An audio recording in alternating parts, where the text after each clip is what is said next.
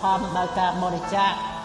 ទ្រព្យសម្បត្តិតគួររបស់លោកដែលចាក់ទាក់ដោយសេចក្តីអាណិតសេចក្តីស្រឡាញ់ចំពោះបងប្អូនវីរៈកងទ័ពពលរដ្ឋបងប្អូនជនជាតិសឹកដែលដល់នៅសេចក្តីទុក្ខលំបាក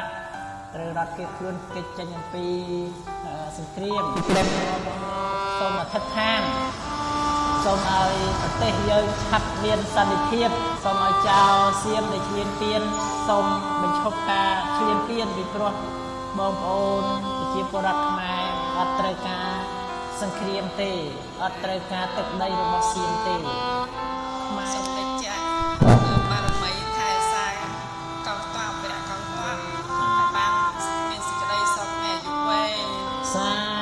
ធុទេវកងខ្វានិវេទយងសាពេលលោកកម្មយេសត្តាជីវន្តារហេតុកាមនោញ៉ាំងភោជនាងសាពេលលោកខ្វានតុមេមេជេកសា